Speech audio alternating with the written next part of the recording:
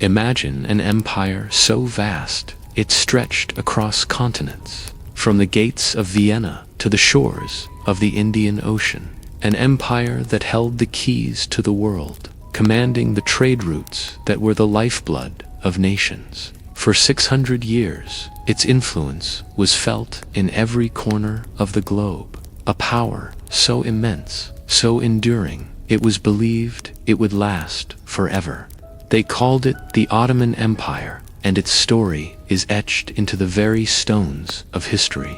In many ways, its reach reminds us of the global influence we see today. Their laws, their art, their armies, their faith, it all radiated outwards, a colossal force that sculpted civilizations. They were the center of the world, a dynasty that seemed eternal, a testament to human ambition and power. But like all great powers, like all things built by human hands, it was destined to face the relentless march of time. The story of its heart, the city that was once Constantinople and is now Istanbul, is a story of breathtaking beauty, of profound loss, and of an echo that still resonates in our world today. Now, as twilight descends upon Istanbul, a city that straddles two continents, a gentle quiet settles over the water.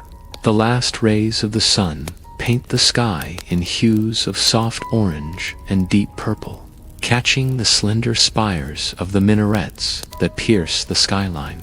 Let your mind drift back to the year 1453. The mighty walls of Constantinople, once thought to be impenetrable, had stood for 1,000 years. They were the symbol of the Byzantine Empire, the last remnant of Rome. But outside these walls, a young sultan, Mehmed II, stood with an army and a dream.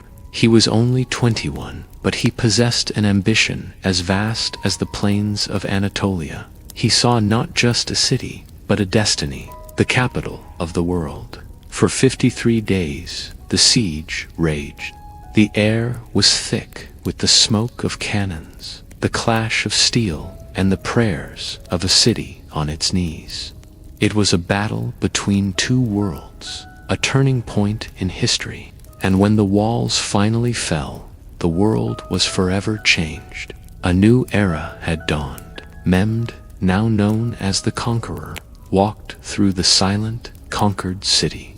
He rode to the Hagia Sophia, the grandest cathedral in all of Christendom. Let this story of transformation guide you deeper into rest, into a place of peace and quiet reflection. The city flourished under Ottoman rule. Great architects, like the legendary Mimar Sinan, were commissioned to build magnificent mosques, palaces, and bridges that would rival the wonders of Rome. The Topkapi Palace became the nerve center of the empire, a sprawling city within a city. Imagine its courtyards, filled with the scent of jasmine and roses, where gazelles roamed freely. Picture the intricate tilework, the Iznik ceramics in brilliant blues and greens, decorating the walls of the harem. Here, in these secluded chambers, lived the Sultan's family, their lives a tapestry of luxury, intrigue, and isolation. It was a world of whispered secrets, of powerful women who influenced the course of the empire from behind gilded screens. Feel the opulence, the quiet drama of the palace as it lulls you into a state of deep tranquility. The Grand Bazaar, one of the oldest and largest covered markets in the world, became a labyrinth of commerce and culture. Imagine the sounds, the gentle haggling of merchants, the clinking of copperware, the soft rustle of silk. The air would be thick with the aromas of exotic spices, cinnamon, saffron, and cardamom mingling with the sweet scent of Turkish delight and strong, dark coffee. People from every corner of the empire and beyond gathered here. Persians, Arabs, Venetians, Greeks, and Africans. They traded goods, stories, and ideas. The bazaar was a microcosm of the empire itself, vibrant, chaotic, and beautiful fusion of cultures. Allow these sensory details to fill your mind, creating a rich and peaceful dreamscape, guiding you further down into sleep. The empire reached its zenith under Sultan Suleiman the Magnificent. His reign was a true golden age.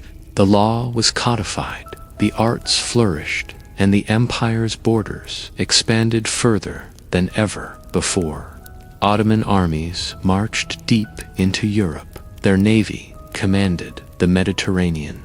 Suleiman was a poet, a goldsmith, a patron of the arts, and a formidable ruler. He saw himself as a universal sovereign, a shadow of God on earth. The world held its breath, yet even at its peak, the seeds of decline were being sown. The very size of the empire made it difficult to govern. As centuries passed, the once unstoppable empire began to wane. It became known as the sick man of Europe. The world was changing rapidly. The Industrial Revolution, the rise of nationalism, and new political ideas were shaking the old orders.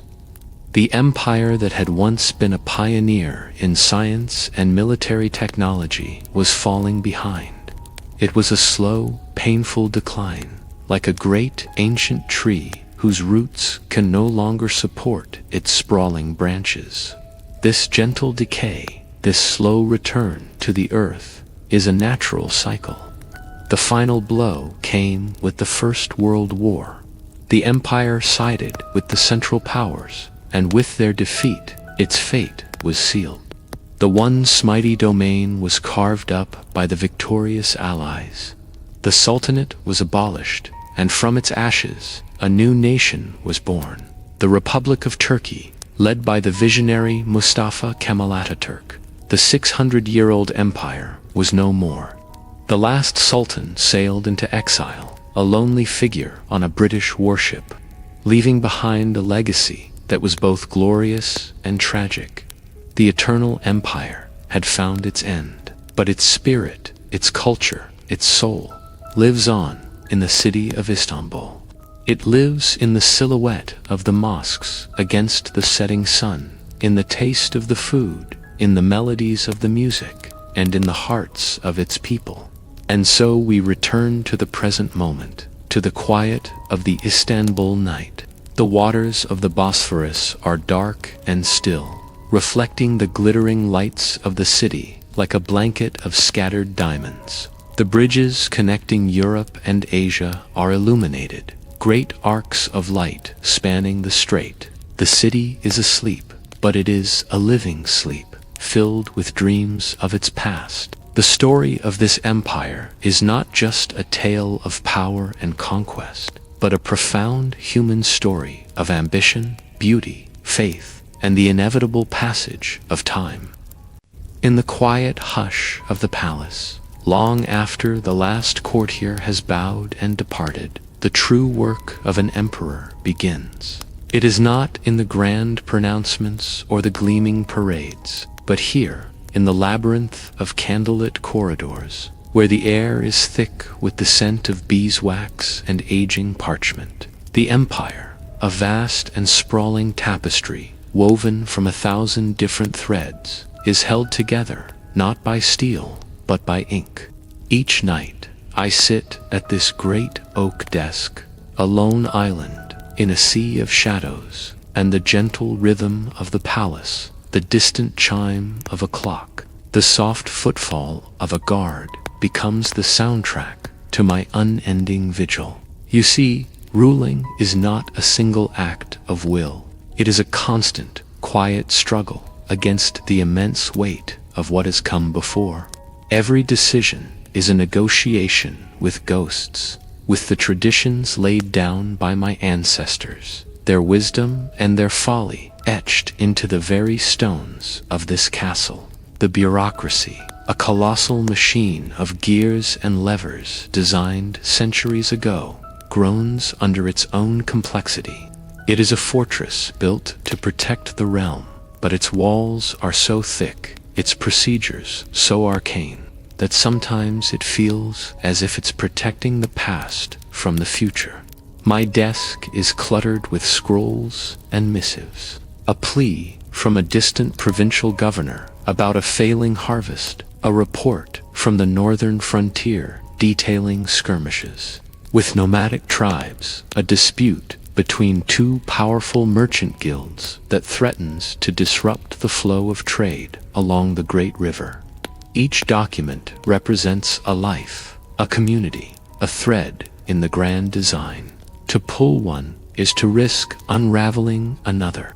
The simplest request for a new bridge can get entangled in a web of ancient land rights and jurisdictional squabbles that have festered for generations.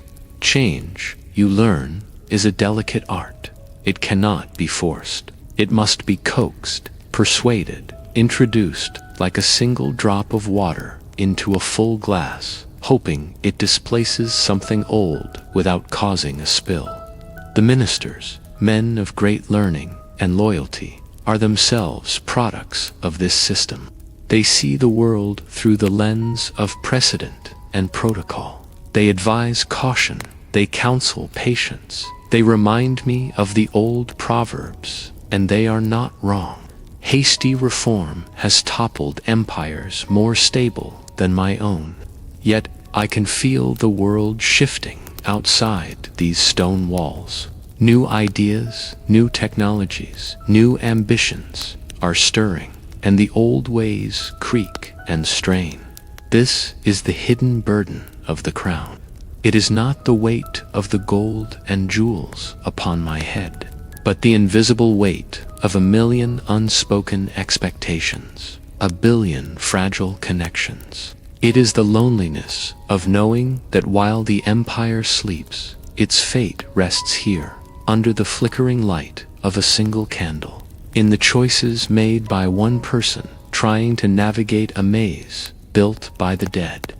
The gentle rhythm of the palace is a constant reminder that this institution is far larger and far older than I am. I am merely a steward, a temporary caretaker of a legacy that stretches back through the mists of time and will, with care and a little bit of luck, stretch long into the future. This nightly ritual is a form of meditation.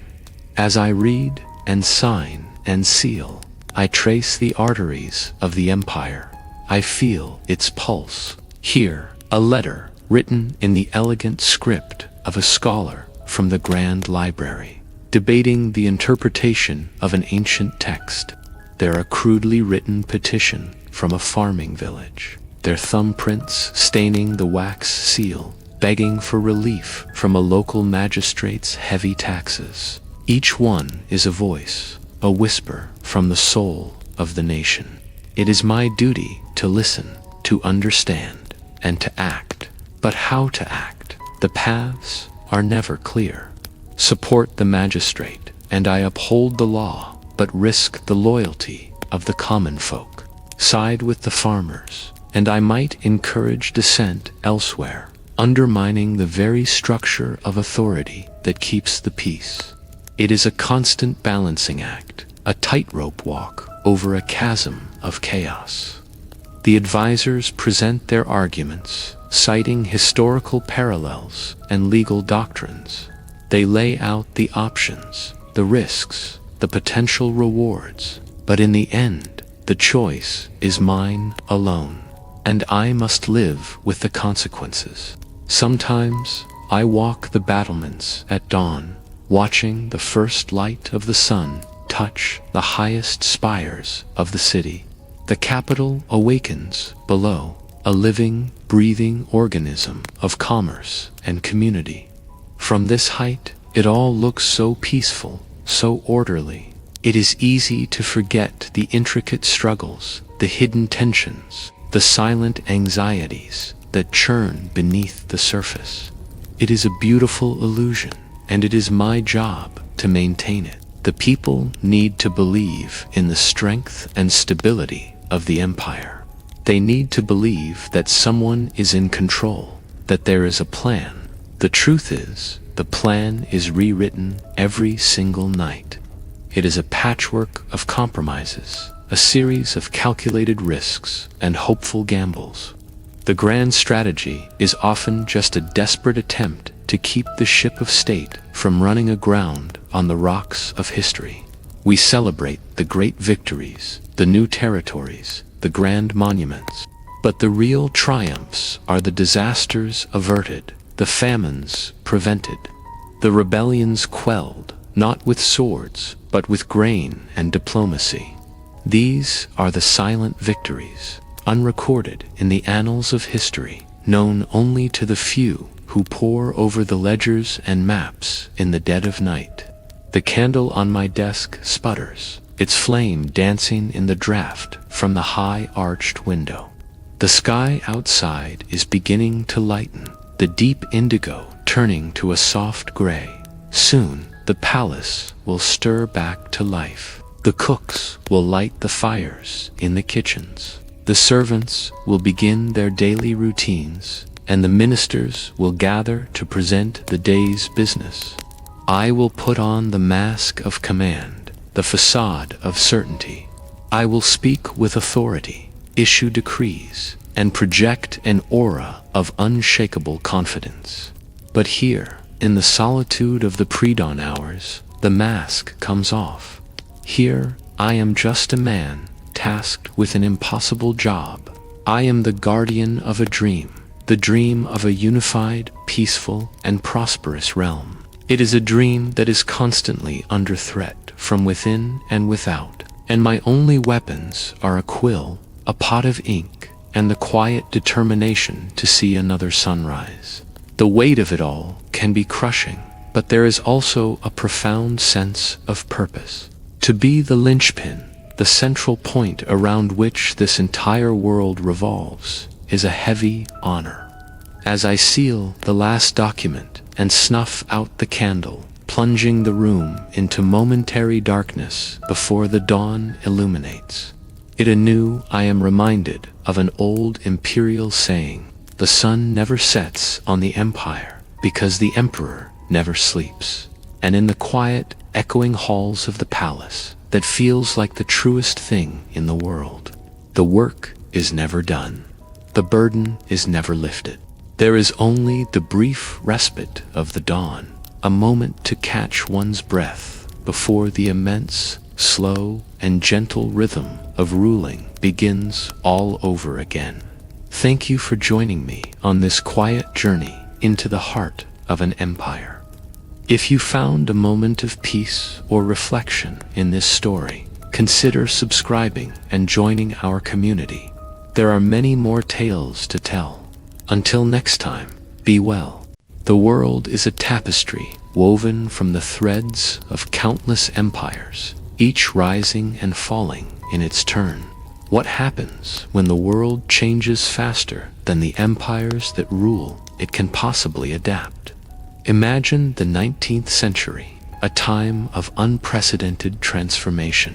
The heart of this change beats in Europe, where the Industrial Revolution is forging a new world order, not with swords and shields, but with steam and steel.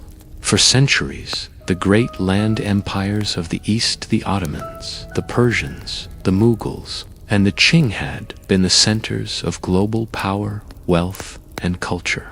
Their caravan routes were the arteries of world trade, carrying silk, spices, and ideas across continents. They were the masters of their domains, secure in the belief that their ways were timeless, their foundations unshakable.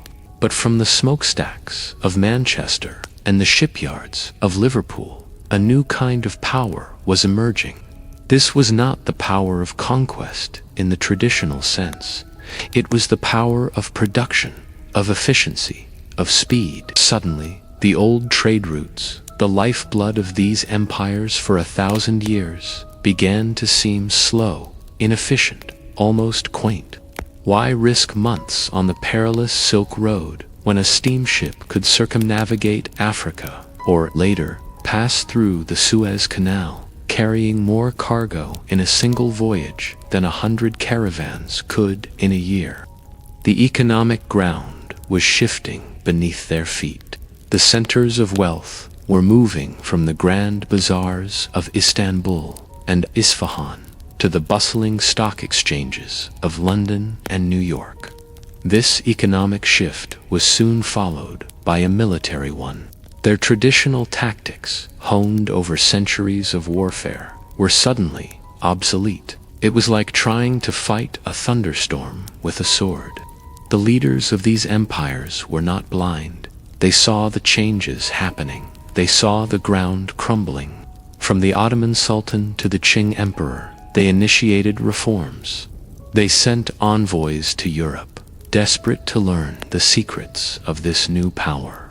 This period is often called the Great Game, a struggle for influence in Central Asia. But the real game was a race against time, a desperate struggle to catch up to a world that was sprinting away from them. But changing an empire is like trying to turn a colossal ship in a narrow canal. It's a slow, fraught process.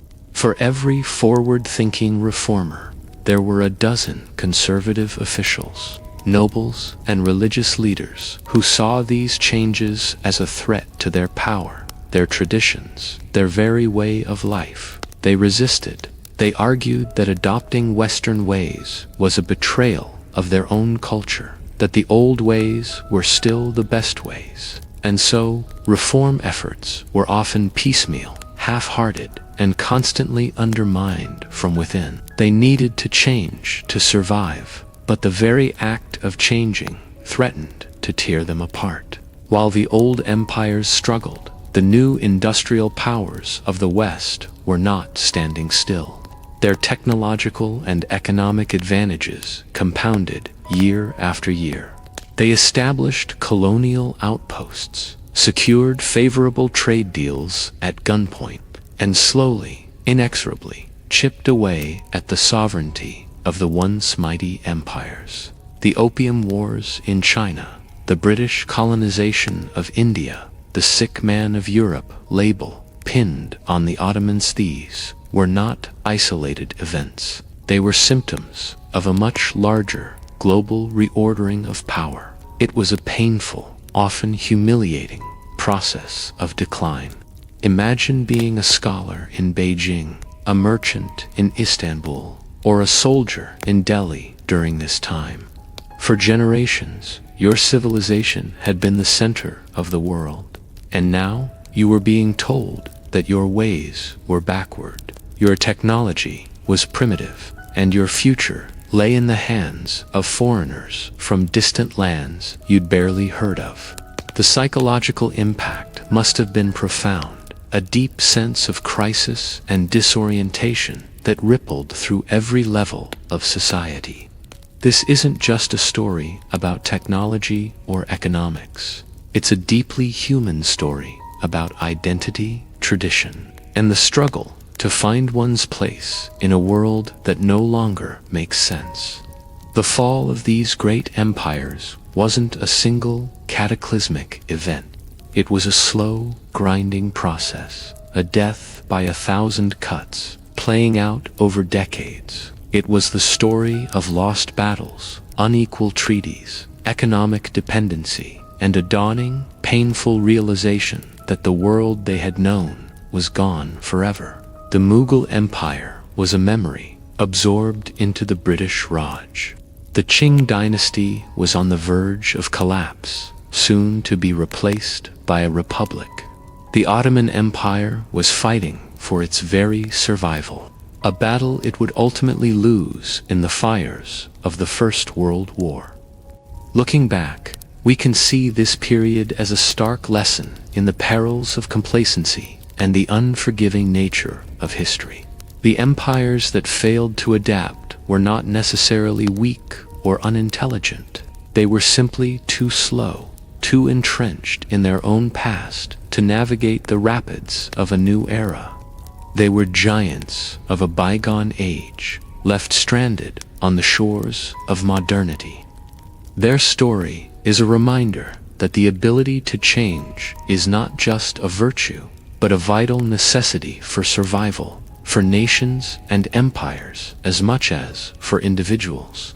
The echoes of that great transformation still shape the world we live in today, a world forged in the crucible of the 19th century. Thank you for watching. If you found this journey through history interesting, please like this video and subscribe for more explorations of the forces that shape our world. Have you ever stood in a vast, empty hall and felt the weight of silence? Not just the absence of noise, but a deep, resonant quiet that seems to hold stories. This is a place where gilded ceilings still catch the faint, warm light of a setting sun, their gold tarnished but unyielding. Dust motes dance in the amber rays, the only movement in a world that has otherwise ground to a halt. Down these long, echoing corridors, shadows stretch and writhe like ancient secrets. The air is thick with the ghosts of whispered words, of plots hatched in alcoves and promises broken in antechambers. You can almost hear the rustle of silk, the soft tap of a courtier's shoe on marble, the clink of a wineglass raised in a toast that was also a threat. This was a world of intrigue, a delicate and deadly game played with smiles and secrets. But now, the game has changed. The authority that once resonated from the throne at the end of the hall has begun to fade. Its power, once a blazing sun, is now a flickering candle flame, threatened by the slightest breeze of dissent from distant provinces. The edicts sent out from these halls are met with polite disregard, the commands followed with a slowness that borders on defiance. The heart of the empire still beats, but its pulse is growing weaker, its rhythm erratic, and yet the routines continue. The great clock in the central tower still chimes the hours, its mechanism maintained by a family who has done so for generations, oblivious to the fact that time itself seems to be unraveling for the kingdom they serve. Every morning, the ceremonial guards, their uniforms immaculate but threadbare, march in perfect synchrony to their posts. They stand sentinel over empty rooms and guard gates through which no important dignitaries have passed in years. The few remaining scribes still dip their quills in ink, dutifully recording the mundane events of the court, the changing of the guard, the pronouncement of a minor title, the menu for a feast attended by ghosts. Their ledgers are filled with perfect calligraphy, a testament to a discipline that has outlived its purpose. These rituals, these hollowed-out ceremonies, are the last pillars holding up a crumbling facade.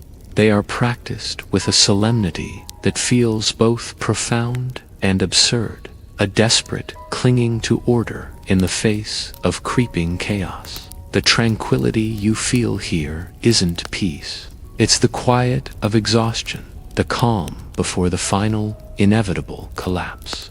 This slow, graceful decay is a phenomenon we see throughout history. Empires don't always end with a bang, with great battles and sacked cities. More often, they wither. They fade away like the light at dusk, their institutions becoming elaborate stage plays performed to an empty theater. The Roman Empire in its final centuries is a prime example. While we often picture hordes of barbarians at the gates, the reality was a much slower, more internal process. Its vast bureaucracy, once its greatest strength, became a crushing weight.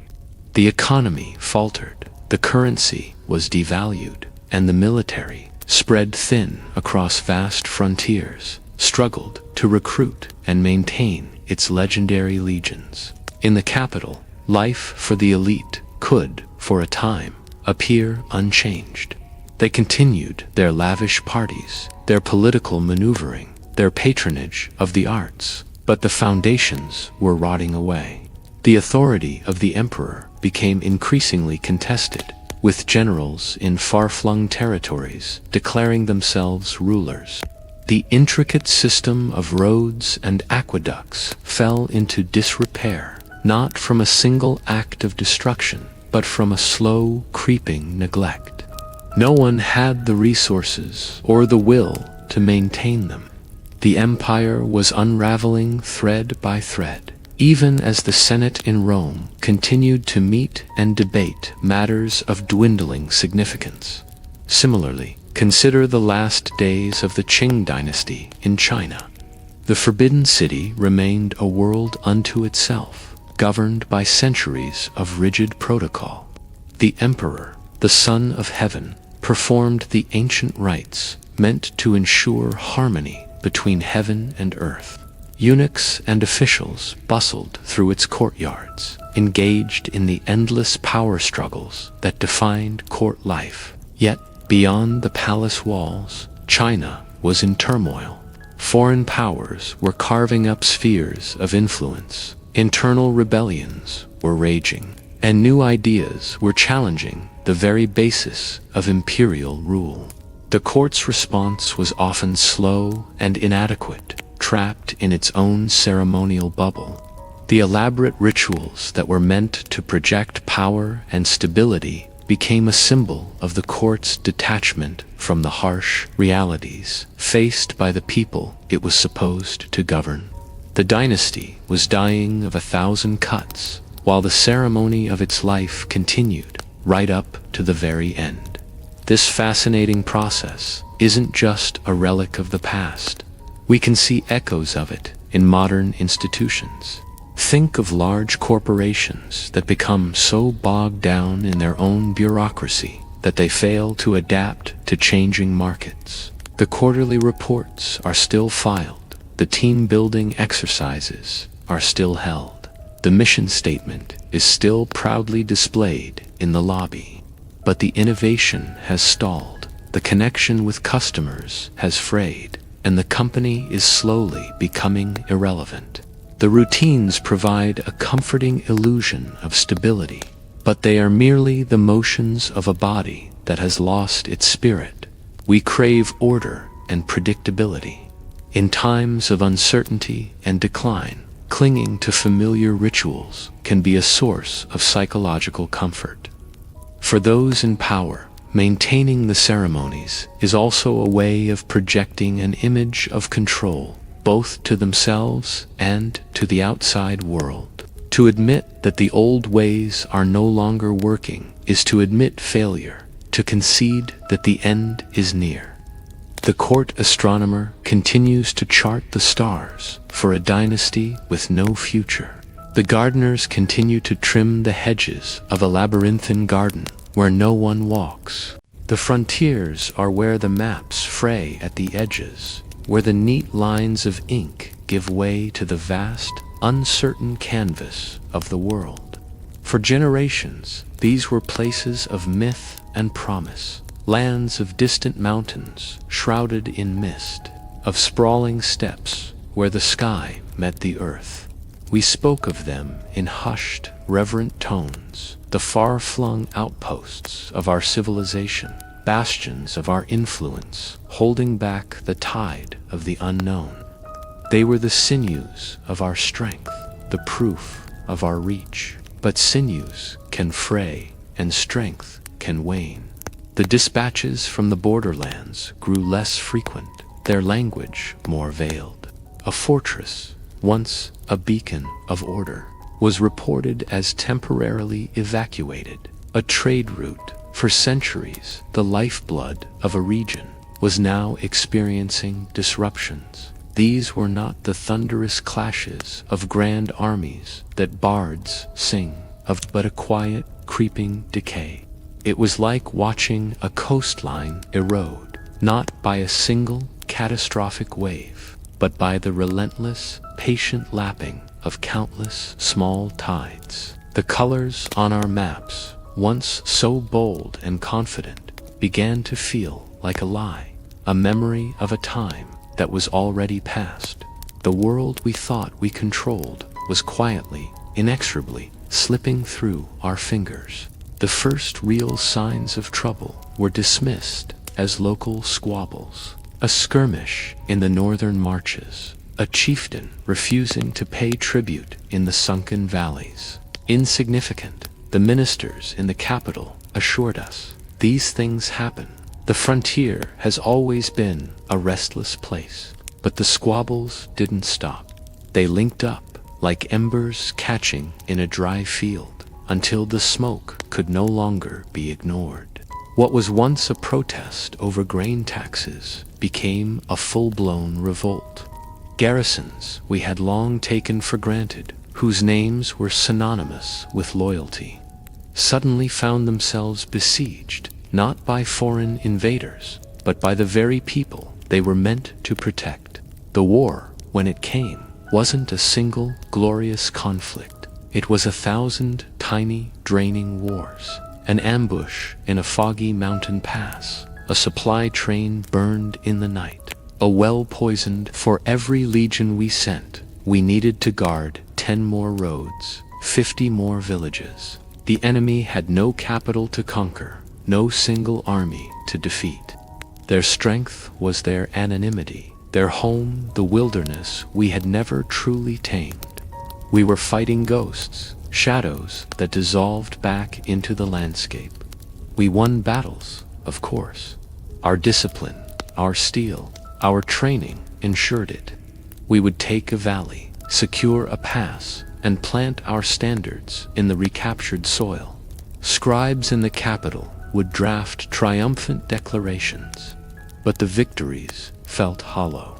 A month later, a year later, the shadows would return. The cost in blood and treasure for each temporary success was staggering. We were pouring water into a sieve. The state, once so robust, began to show the strain. Taxes rose, not just once, but again and again, each increase a little more desperate than the last. The wealth of the core provinces, built over centuries, was being siphoned away to plug holes in a dam that was cracking everywhere at once. And so we began to retreat. Not openly, never that would be an admission of failure. It was called a strategic realignment, consolidation of our borders, fortifying the core territories. But everyone knew what it meant. Forts were abandoned, provinces were quietly surrendered, the maps were redrawn, the borders shrinking, pulling inwards like a dying man drawing his last shallow breaths. We told ourselves it was for the best, that these distant lands were more trouble than they were worth. We were trimming the fat, making ourselves leaner, stronger. But in the quiet of the night, we all felt the truth. We were diminishing. A quiet exhaustion settled over the state. The grand ambitions of our ancestors were replaced by a single, desperate hope to simply hold on to what was left. The energy, the dynamism that had pushed our borders to the ends of the known world was gone. It had been spent in those endless, fruitless wars. It had bled out in those misty borderlands. The government became sclerotic, focused only on its own preservation, on managing the decline. The great projects, the aqueducts, the arenas, the libraries ceased. No one dared to dream of such things anymore. All resources, all thought was directed towards the simple, grueling task of survival. The mood in the capital was one of grim resignation. People went about their days, they traded in the markets, they attended the festivals, but the spark was gone. There was a constant, low-level anxiety, a sense that the solid ground beneath our feet was slowly turning to quicksand. We looked at our neighbors, peoples we had once called barbarians, and saw them growing stronger, more confident. They wore our armor, used our tactics, and settled the lands we had abandoned. They were the future, and we were the past. The misty borderlands, once a symbol of our power, now became a symbol of our loss. They were a reminder of our faded glory, of a world we no longer controlled. They represented the quiet, creeping end, not a fiery apocalypse, not a dramatic fall, but a slow, weary, inexorable slide into twilight. The frontiers were where our story began, a tale of conquest and expansion. And it is there, in the silence of those abandoned forts and the rustle of the wind through those untamed valleys, that our story now finds its quiet, somber end. We are a people living in the long shadow of our own history, waiting for a night that has already begun to fall. Thank you for joining me on this journey through the twilight of an empire. If stories like this resonate with you, consider subscribing and joining our community. We have many more histories to explore together. Thank you for watching. Ever notice how the little things are starting to add up? That extra dollar for your morning coffee, the way the gas pump seems to click past your usual stopping point, the hesitation before you add something to your online cart. It's a quiet hum in the background of our lives, a sense of pressure that's becoming harder and harder to ignore. You see it in the grocery aisle, where prices seem to change week by week. You feel it when you look at your bills, wondering how the same lifestyle costs so much more than it did just a year ago. It's not just you. This is a story playing out in homes and apartments all across the country. We're all feeling this squeeze, this tightening. It's the kind of worry that keeps you up at night, replaying your budget in your head. It's the conversations with friends that inevitably turn to rising costs, the shared sighs over how tough things have gotten. For so many of us, the idea of a safety net, that little bit of savings for a rainy day, feels more like a distant dream than a reality. We're working harder, we're being more careful, but it feels like we're rerunning on a treadmill that's been cranked up just a little too fast. The goals we had, buying a home, saving for the future, maybe even just taking a simple vacation, seem to be drifting further away. And it's not just about the money in our pockets. There's a bigger picture, a global stage, where our country is also navigating some very tricky currents. We hear about national debt on the news, these staggering numbers that are hard to even comprehend. But what does that really mean? It means our government owes a lot of money, and a significant chunk of that is owed to other countries. This isn't just an accounting issue. It creates a complex web of dependencies. When other nations hold our debt, they gain a certain leverage, a subtle influence over our economic decisions and foreign policy. It's like having a landlord who also happens to be your biggest competitor. Their interests might not always align with ours, and that can put us in a tough spot.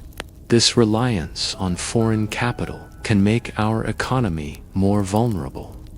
Decisions made in boardrooms and government halls thousands of miles away can send ripples that eventually reach our shores, affecting everything from interest rates to the value of our currency. It's a delicate balancing act, and when the world economy gets shaky, we feel the tremors. Then there's the matter of trade. For decades, we were told that global trade, opening up our markets to the world, would bring prosperity for everyone. And in many ways, it did. We got access to cheaper goods, a wider variety of products, and new markets for our own exports. But there was a flip side to that coin. Many of our manufacturing jobs, the backbone of countless communities, were shipped overseas to places where labor was cheaper. Entire towns that were once bustling with factories fell quiet, leaving behind unemployment and a sense of being left behind. We're now in a position where we rely on other countries for so many essential things, from electronics to medical supplies. The recent pandemic threw this into sharp relief. Suddenly, we realized that our supply chains were incredibly fragile. When a factory shuts down on the other side of the world, it can mean empty shelves in our local stores. This pressure to compete on a global scale has also pushed down wages in some sectors, making it even harder for working families to get by. We re-evaluating what free trade really means and whether the deals we made in the past are still serving our best interests today. And what about the markets? The stock market is often held up as a barometer of our economic health. We see the numbers flash across our screens for a good day, red for a bad one. But lately, it feels like we're seeing a lot more red. The markets are slowing down. They're jittery, reacting nervously to every piece of news about inflation, interest rates, or global conflict. For those of us with retirement accounts or small investments, this volatility is deeply unsettling. The nest egg we've been carefully building feels less secure. This slowdown isn't just about stocks and bonds. It's a sign of a broader economic cooling. Businesses are becoming more cautious about hiring and expanding. You might see it in now hiring signs that stay up for months, or in news reports about companies announcing layoffs. When the big engines of the economy start to sputter, it affects everyone. Consumer confidence drops, people spend less, and it can create a cycle that's hard to break. It feels like we're holding our breath, waiting to see what happens next. This isn't about pointing fingers or assigning blame. It's about acknowledging the reality that so many of us are living. The challenges we face are complex and interconnected. The personal financial stress we feel is tied to these larger national and global forces. The weight of debt, the pressures of international trade, and the uncertainty of the markets. It can all feel overwhelming, like we're small boats caught in a very large and turbulent sea. It's easy to feel powerless, to feel like these forces are too big to understand, let alone influence. But understanding is the first step. When we start to connect the dots between the price of milk and our national trade policy, between our job security and global market trends, we become more informed citizens. We can start to ask tougher questions and demand better answers from our leaders. It's about recognizing that these aren't just abstract economic theories. They have a real, tangible impact on our daily lives, on our families, and on our hopes for the future. It's also about finding strength in each other. These are shared struggles. The conversations we're having with our friends and neighbors are important.